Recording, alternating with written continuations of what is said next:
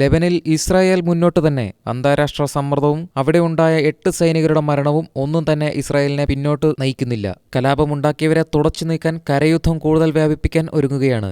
Israel തെക്കൻ ലെബനിലെ 25 ഗ്രാമങ്ങളിലെ ജനങ്ങളോട് ഒഴിഞ്ഞുപോകാൻ ഇസ്രായേൽ സൈന്യം നിർദ്ദേശിച്ചിട്ടുണ്ട്. വലിയ ഏറ്റുമുട്ടലാണ് നടക്കുന്നത്. 20 ഗ്രാമങ്ങളുടെ നിയന്ത്രണം ഇസ്രായേൽ ഏറ്റെടുത്തിട്ടുണ്ട്. തെക്കൻ ലെബനിൽ 15 ഹിസ്ബുൾ അംഗങ്ങളെ വധിച്ചിട്ടുണ്ട് എന്ന് ഇസ്രായേൽ സൈന്യം അറിയിക്കുകയും ചെയ്തു. ഈ സമയം ബെയ്റൂട്ടിലെ ഹിസ്ബുള്ളയുടെ രഹസ്യാന്വേഷണ വിഭാഗം ആസ്ഥാനം ആക്രമിച്ചുവെന്ന് ഇസ്രായേൽ സൈന്യം പറയുന്നു. ജൂലൈയിൽ ഗോളാൻ കുന്നുകളിൽ ആക്രമണം നടത്തി. 12 കുട്ടികളെ കൊന്ന ഫേസ്ബുക്ക് കമാൻഡർ ഖാദർ ഷവാഹിയെ വധിച്ചിട്ടുണ്ട്. ശക്തമായ തിരിച്ചടി നൽകുമെന്ന് തന്നെയാണ് ഇസ്രായേൽ വ്യക്തമാക്കുന്നത്. ഇതിൽ നിന്നും പിന്നോട്ടില്ലെന്നും ഇസ്രായേൽ പ്രധാനമന്ത്രി നെതന്യാഹു പറഞ്ഞു.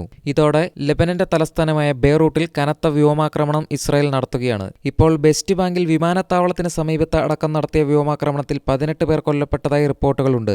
ഇതിനിടെ ഹിസ്ബുള്ള തലവനായിരുന്ന ഹസൻ നസ്രള്ളയുടെ മരുമകൻ ഇസ്രായേൽ വ്യോമാക്രമണത്തിൽ കൊല്ലപ്പെട്ടെന്ന് റിപ്പോർട്ടുകൾ പുറത്തുവന്നു. ബെയ്റൂട്ടിന് തെക്ക് വലിയ ജനസാന്ദ്രതയുള്ള പ്രദേശങ്ങളിൽ വലിയ സ്ഫോടനം ഉണ്ടായി. നിരവധി കെട്ടിടങ്ങൾ തകർന്നു.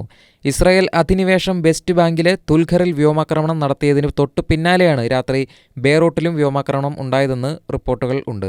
അതുപോലെ കടലിൽ നിന്നും കരയിൽ നിന്നും മിസൈൽ അയക്കുമെന്നും എണ്ണപ്പാടങ്ങൾ കത്തിക്കുമെന്നും തിരിച്ചടിച്ച് പ്രകോപിപ്പിച്ചാൽ അണുവായുധ ശേഖരണത്തിനുമേൽ ബോംബ് ആക്രമണം നടത്തുമെന്നും ഇസ്രായേൽ ഇറാൻ ശക്തമായ മുന്നറിയിപ്പ് നൽകുന്നുണ്ട്. അതേസമയം ഇസ്രായേലിനെതിരെ വൻ മിസൈൽ ആക്രമണത്തിന് ശേഷം ഇറാനിലെ പരമോന്നത നേതാവ് ആയത്തുള്ള അലിക്ക് വെള്ളിയാഴ്ച പ്രാർത്ഥനകൾക്ക് നേതൃത്വം നൽകുമെന്നും രാജ്യത്തിന്റെ പദ്ധതികൾ സംബന്ധിച്ച് ഒരു പ്രഭാഷണം നടത്താനും ഒരുങ്ങുന്നുണ്ട്. 5 വർഷത്തിനു ശേഷമാണ് ഖമേനി ഇത്തരത്തിലൊരു അസാധാരണ പ്രഭാഷണം നടത്തുന്നത്. കഴിഞ്ഞ വർഷം ഒക്ടോബർ 7 ഇസ്രായേൽ ഹമാസ് നടത്തിയ ആക്രമണത്തിന്റെ വാർഷികത്തിന് 3 ദിവസം ബാക്കി നിൽക്കെ കൂടിയാണ് ഇത്. സെൻട്രൽ ടെഹാനിലെ ഇമാൻ ഖമേനി ഗ്രാൻഡ് ജസ്മോസേലെ പള്ളിയിൽ പ്രാർത്ഥനയ്ക്ക് നേതൃത്വം നൽകുമെന്നാണ് ഇറാൻ ഔദ്യോഗിക വാർത്താ ഏജൻസിയായ ഇർന റിപ്പോർട്ട് ചെയ്തിരിക്കുന്നത്. കഴിഞ്ഞയാഴ്ച ലെബനനിൽ ഇസ്രായേൽ വ്യോമാക്രമണത്തിൽ കൊല്ലപ്പെട്ട നേതാവ് ഹസൻ നസ്രിയയുടെ ഇറാൻ ജനറൽ അബ്ബാസ് നിൽക്കിന്റെയും അനുസ്മരണ ചടങ്ങുകൾ പള്ളിയിൽ നടക്കുമെന്ന് ഇറാൻ അറിയിക്കുന്നുണ്ട്.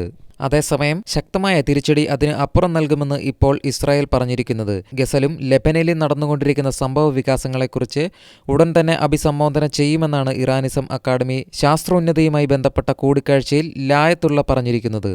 എന്തായാലും ഒളിവിലായിരുന്ന ലായത്തുള്ള ഇപ്പോൾ പുറത്തേക്കെത്തുന്നുണ്ട്. അതുകൊണ്ട് തന്നെ വലിയ രീതിയിലുള്ള ഒരു തിരിച്ചടിക്കാണ് ഇസ്രായേൽ ശ്രമിച്ചുകൊണ്ടിരിക്കുന്നത്.